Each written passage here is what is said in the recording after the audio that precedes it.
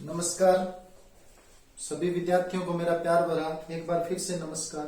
मैं विकास चौधरी अभिनव coaching academy Bhadra Hanumangarh से। जैसा कि आप सभी विद्यार्थियों को ध्यान में है, आपको ध्यान भी है, ज्ञात भी है कि अभी पीछे कोरोना काल चल रहा था और कोरोना काल में भी कुछ घोषणाएं हुई थी अपनी वैकेंसियों की। जैसे मोस्ट जो थी, विद्यार्थी काफी समय से जिसका इंतजार कर रहे थे वो थी अपनी रीट की भर्ती, और ये इंतजार है वो आपका खत्म हो चुका है।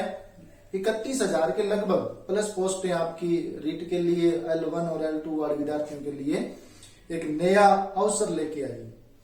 और इसके अलावा वन रक्षक व वनपाल की भी भर्तियां, वन रक्षक वनपाल दोनों की भी भर्ती आई हुई है और इसमें लगभग 1000 प्लस पद दिए हुए हैं राजस्थान सरकार ने। तो इसी के बारे में अपने कुछ चर्चा करेंगे। मैं अभिनव एकेडमी बादरा के अंदर कल्चर और हिस्ट्री का पाठ करवाता हूं और विकास चौधरी नाम है मेरा। आज से अपने देखो कल्चर के बारे में जानकारी लेंगे। तो सर्वप्रथम अपने जो शुरू करेंगे वो आज से ही शुरू करते हैं। आज की यदि बात करें तो आज पौष शुक्ल सप्तमी का दिन है और पौष शुक्ल सप्तमी को सिखों के अंदर गुरु गोविंद सिंह जी सिखों के 10वें जो गुरु थे उनका जन्मदिवस मनाया जाता है। उनका जन्मदिन हैप्पी बर्थडे आज ही है इनका, गुरु गोविंद सिंह जी का। अगर इनकी चर्चा करें तो पिताजी का नाम इनका तेग बहादुर जी था और इनका जन्म 1666 ईस्वी में लगभग कहा हुआ था, पटना के अंदर इनका गुरु गोविंद सिंह जी का जन्म हुआ था। तो अपने बात करेंगे जो कल्चर है, राजस्थान की कला व संस्कृति के नाम से जानी जाती है। और कल्चर का जो पार्ट है, मोस्ट इम्पोर्टेंट पार्ट है। पीछे वन रक्षक और वनपाल की मैं बात करूं तो यहाँ राजस्थान की प्रवासिक शब्दावली के बारे में बहुत सारे क्वेश्चन पूछ लिए गए थे। और इसी प्रकार अपने राजस्थान की कल्चर के अंदर यानी अध्ययन करने की जो जरूरत है हमें, मोस्टली जो बच्चे जिन चीजों को छोड़ देते हैं, जैसे राजस्थान की परिभाषिक शब्दावली है, आभूषण है, लोक देवी है, लोक देवता है, और उसके अलावा राजस्थान की हस्तकलाएं, राजस्थान की चित्रकला, मेले हो गए, त्योहार हो गए, लोक नाट्य हो गए, लोक नृत्य हो गए। और ये मोस्ट इम्पोर्टेंट जो चैप्टर रहते हैं आपके राजस्थान के कल्चर के रहते हैं। अब राजस्थान की कल्चर व कला व संस्कृति की बात करते हैं तो रीट के अंदर भी इंपॉर्टेंट पार्ट है इसका। रीट के अंदर मेले है, त्योहार है, राजस्थान की हस्तकलाएं, वास्तुकला, किले, महल, दुर्ग, छत्रियां वगैरह बहुत सारे चैप्टर आपको देखने को मिलते हैं। तो आज इन्हीं के बारे में अपनी कुछ चर्चा करते हैं। अब देखिए, सर्वप्रथम आज अपने जिक्र करेंगे तो सर्वप्रथम बात कर रहे हैं, राजस्थान में एक आंदोलन हुआ था, खेजड़ी आंदोलन, बलिदान हुआ था। खेजड़ी वृक्ष थे, खेजड़ी की रक्षा के लिए जो बलिदान हुआ था उसकी चर्चा कर रहे हैं अपने। तो खेजड़ी की रक्षा के लिए हमारे यहाँ अमृता देवी बिश्नोई नामक एक महिला थी, उसने उस बलिदान यानी वो जो आंदोलन था उसका क्या किया था, नेतृत्व किया था। अब देखिए, अपनी बात कर रहे हैं आज खेजड़ी की और खेजड़ी आंदोलन की। तो खेजड़ी की बात करें तो खेजड़ी को अपने राजस्थान का राजकीय वृक्ष भी है। खेजड़ी है वो राजस्थान का क्या है, राजकीय वृक्ष है। और इसे राजकीय वृक्ष किसको, खेजड़ी को कब घोषित किया गया था, राज्य सरकार ने इसे 1983 में राजस्थान का क्या राजकीय वृक्ष घोषित किया था, किसको, खेजड़ी को। और इसके अलावा राज्य जो पुष्प है अपना वो कौन सा है, रोहिड़ा। राज्य पुष्प कौन सा है, रोहिड़ा। बॉटनिकल नेम अगर इसका देखें तो इसे प्रोसोपिस सिनेरेरिया कहा जाता है, किसको, खेजड़ी को। और खेजड़ी की बात करें तो इसे कर्नाटक में बन्नी, कर्नाटक में क्या कहते हैं, इसे बन्नी कहा जाता है, बन्नी कहा जाता है। हरियाणा में इसे जांटी भी कहा जाता है, राजस्थान के कुछ भागों में भी इसे जांटी के नाम से भी जाना गया है। खेजड़ी को थार का जो मरुस्थल है या थार का जो भाग है या थार का कल्प वृक्ष भी कहा गया है। किसको कहा गया है, खेजड़ी को राजस्थान में थार का कल्प वृक्ष भी कहा जाता है। इसे सम्मी वृक्ष भी कहा गया है, किसको, खेजड़ी को। अब ये तो अपने राज्य वृक्ष यानी खेजड़ी के बारे में हमने जानकारी दे दी। अब इसको थार का कल्प वृक्ष क्यों कहा गया है, थार का कल्प वृक्ष इसलिए कहा गया है कि अपने खेजड़ी जो वृक्ष है इसकी जड़ें बहुत ज्यादा गहराई तक जाती है और ज्येष्ठ के महीने में भी ये हरा बना रहता है और इसे पानी की कम आवश्यकता पड़ती है।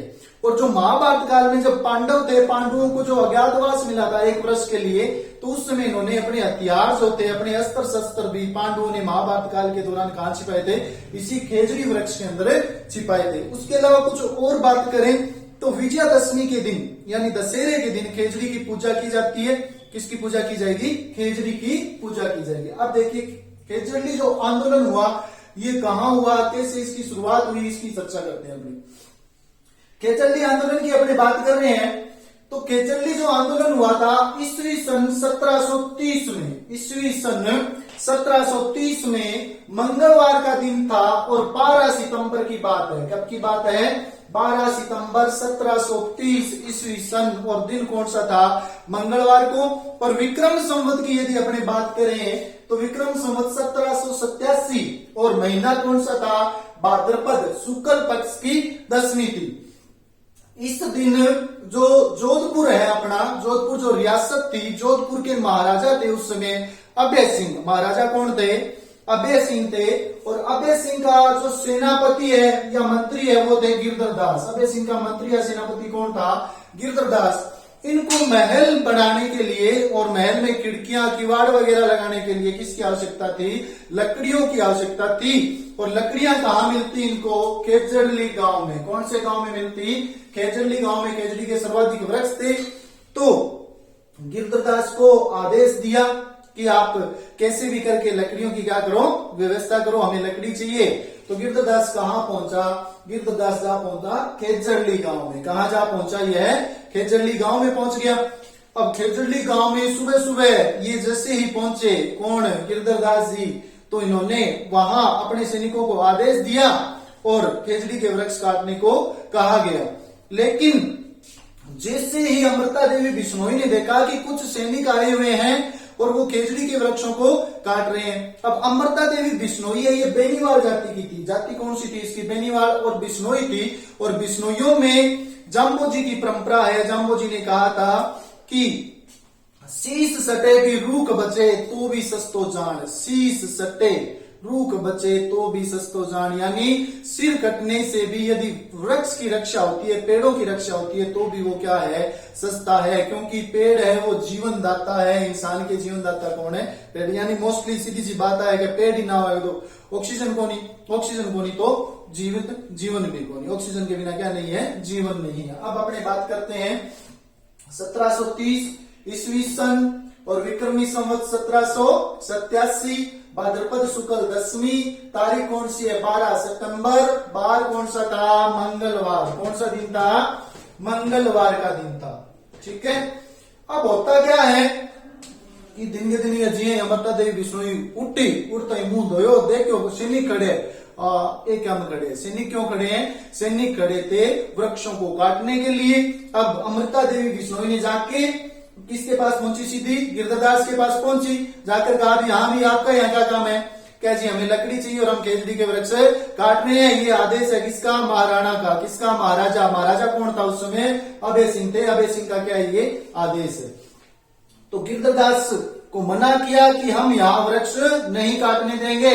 तो गिरधरदास ने अमृता देवी बिश्नोई को कहा कि हमें तो महाराजा कौन थे उस समय? अभय सिंह थे। अभय सिंह का क्या है? आदेश है और हम क्या करेंगे? यहाँ वृक्ष काटेंगे। महाराजा कौन है? ये देखिए जोधपुर महाराजा कौन थे? अभय सिंह थे। अमृता देवी के लाख बार मना करने पर भी जब गिरधरदास नहीं माने तो अमृता देवी ने कहा कि यदि आप यहाँ वृक्ष काटोगे तो हम वृक्षों से लिपट जाएंगे, वृक्षों के साथ साथ हमें भी काटना पड़ेगा। और इस अत्याचारी गिरधरदास ने क्या किया? वृक्षों के साथ साथ ही अमृता देवी बिश्नोई को भी काट दिया। अपनी माता को मरते हुए देखकर या उनको शहीद होते हुए देखकर क्या किया कि इनकी 3 बेटियां थी। इनकी अमृता देवी की एक का नाम आसू, एक का नाम बाबू और एक का नाम क्या था? रत्नी। इन तीनों ने भी पेड़ों से लिपट कर अपनी जान दे दी। और देखते ही देखते भीड़ लगी, तांता लग गया। और जो खेजड़ी गांव है उसमें प्रत्येक स्त्री, पुरुष और महिला पेड़ों से लिपट गए। यहाँ जो पुरुष आंदोलन हुआ था उसका नेतृत्व किया अणधोजी बिश्नोई ने। किसने नेतृत्व किया? अणधोजी बिश्नोई ने। और देखते ही देखते इस अत्याचारी गिरधरदास ने क्या किया? 363 स्त्री निहत्थे स्त्री और पुरुषों को अत्याचार करते हुए पेड़ों के साथ ही काट दिया। कहा जाता है कि इस बलिदान के अंदर 294 पुरुष और 69 महिलाएं क्या हुई थी? शहीद हुई थी। ठीक है। 363 स्त्री पुरुष यहाँ मारे गए और शहीद हो गए। अब इसी आंदोलन को राजस्थान में चिपको आंदोलन के नाम से भी जाना जाता है। अब चिपको आंदोलन क्यों? क्योंकि इन्होंने केजड़ी के वृक्षों से लिपट लिपट कर क्या दे दी थी, अपनी जान दे दी थी। किसके लिए? वृक्षों की रक्षा के लिए। क्यों? क्योंकि विष्णोई धर्म प्रचारक कौन है? जाम्बोजी है। और जाम्बोजी के बचपन का नाम क्या था? जाम्बोजी के बचपन का नाम था अभी धनराज। क्या नाम था? धनराज था, ध्यान रखना, ठीक है। अब जाम्बोजी के बचपन का नाम क्या था? धनराज था। इन्हें जम्बेश्वर जी भी विष्णोई धर्म के संस्थापक कौन है? संप्रदाय के संस्थापक कौन है? जाम्बोजी है। अब देखिए ये बलिदान जो हुआ था वो कब हुआ? विक्रम संवत 1787 ईस्वी सन 1730। तारीख क्या है? 12 सितंबर। तारीख क्या है? 12 सितंबर, बार मंगलवार और भाद्रपद शुक्ल 10वीं। आज भी प्रतिवर्ष जोधपुर में खेजड़ली मेला आयोजित होता है। कब आयोजित होता है? भाद्रपद शुक्ल 10वीं को आयोजित होता है। कब आयोजित होता है? भाद्रपद शुक्ल 10वीं को खेजड़ली मेला आयोजित होता है। कहाँ? खेजड़ली शहीदी मेला भी कहते हैं इसे। कहाँ? जोधपुर शहर के अंदर आयोजित होता है।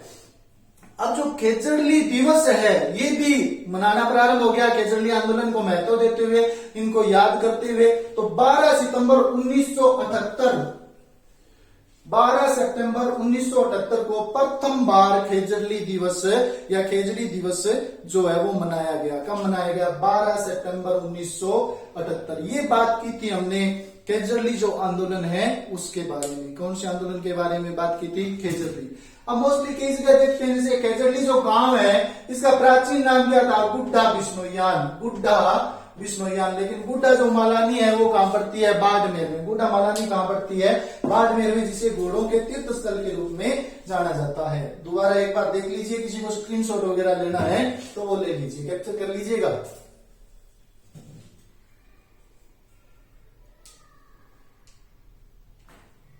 ठीक है भाई। नेक्स्ट अपने कुछ जो चर्चा है वो कर लेते हैं गणगौर के बारे में। क्यों?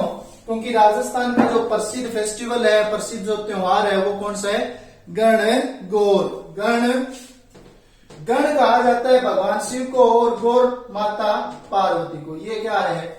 गणगौर है। गणगौर जो त्योहार है ये राजस्थान का प्रसिद्ध त्योहार माना गया है। राजस्थान का प्रसिद्ध त्योहार कौन सा है? गणगौर। आता कब है ये? चैत्र महीने में शुक्ल पक्ष की तृतीया को, शुक्ल पक्ष की तीज को कौन सा त्योहार मनाया जाता है? गणगौर। और ये मोस्टली 18 दिन तक चलता है। कितने दिन तक चलता है गणगौर का त्योहार? 18 दिन तक कौन सा त्योहार चलता है? गणगौर का त्योहार चलता है। और होली के 18 दिन बाद भी कौन सा त्योहार आता है? गणगौर का ही त्योहार आता है। ये पीछे क्वेश्चन पूछा गया था तो मैंने बता दिया। अब गणगौर की यदि अपनी चर्चा करते हैं यहाँ तो देखो कि गणगौर चैत्र शुक्ल तृतीया प्रसिद्ध है। राजस्थान में वह त्योहार जिस पर महिलाओं द्वारा सर्वाधिक लोक गीत गाए जाते हैं वह त्योहार कौन सा है? गणगौर का त्योहार है। वह त्योहार कौन सा है? गणगौर का त्योहार है। गणगौर की बात करें तो ये तो सभी को पता है, लेकिन अपना एक जिला है राजस्थान का क्षेत्रफल की दृष्टि से सबसे बड़ा जिला कौन सा है? जैसलमेर है। कौन सा है? जैसलमेर। जैसलमेर में गणगौर का त्योहार चैत्र शुक्ल तीज को नए मनाकर कब मनाया जाता है? चैत्र शुक्ल चतुर्थी को मनाया जाता है। कब मनाया जाता है? चैत्र शुक्ल चतुर्थी को मनाया जाता है। और क्यों मनाया जाता है? कारण क्या था कि बीकानेर और जो जैसलमेर दो रियासत थी। दो रियासत कौन कौन सी? एक बीकानेर और दूसरी कौन सी? जैसलमेर। बीकानेर और जैसलमेर राजस्थान की रियासतें हैं। इन दोनों में बहुत पुराने समय से क्या चला रहा था? विवाद चला रहा था। किनमें? बीकानेर और जैसलमेर में। बहुत बार आक्रमण किया किसने? जैसलमेर ने।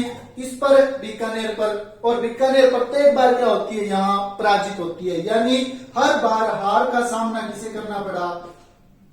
बीकानेर को। बीकानेर हारती गई और जैसलमेर जीतता रहा। अब था क्या कि बीकानेर वालों ने क्या किया कि जैसलमेर में प्रसिद्ध था कौन सा उत्सव? गणगौर का जो त्योहार है ये प्रसिद्ध था कहां का? जैसलमेर का। अब इन्होंने जैसे ही जैसलमेर में चैत्र शुक्ल तीज को गणगौर का जुलूस निकाला जा रहा था या गणगौर की सवारी निकाली जा रही थी। कब? चैत्र शुक्ल तृतीया को। कब? चैत्र शुक्ल तीज को सवारी कहां निकाली जा रही है गणगौर की? जैसलमेर। ये जैसलमेर है। सवारी कब निकाली जा रही थी? शुक्ल पक्ष की तीज को। अब गणगौर की सवारी में एक होता है ईसर यानी गण, और दूसरा कौन सी? गौर। गणगौर की सवारी में से इन्होंने क्या कर लिया, यानी औरतों की बस चाल्यो को नहीं, बस की पर चाल्यो ईसर। किसको उठा लिया इन्होंने? ईश्वर को उठा लिया। किसको उठा लिया? ईश्वर को। अब अकेली कौन रहेगी? गौर। अब आपने लुगाइया पता ही काम पकड़ो, ये लुगाई गणगौर की सवारी के अंदर बहुत सारी लुगाइयां थी। किसको उठा लिया?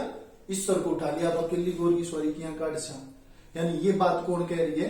यहाँ जो महिलाएं इकट्ठी हुई थी उन्होंने क्या कहा?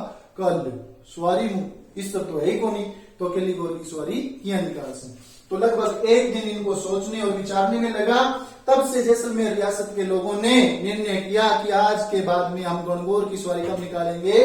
चौथ को, यानी चैत्र शुक्ल चतुर्थी को यहाँ सवारी निकाली जाती है। अब ईश्वर को तो उन्होंने उठा लिया, तो यहाँ प्रचलित क्या होगी कि अकेली गौर की सवारी कहाँ की प्रसिद्ध है? जैसलमेर की। या ईश्वर नहीं है तो बिना ईश्वर की गौर कहाँ की प्रसिद्ध है? जैसलमेर की प्रसिद्ध है।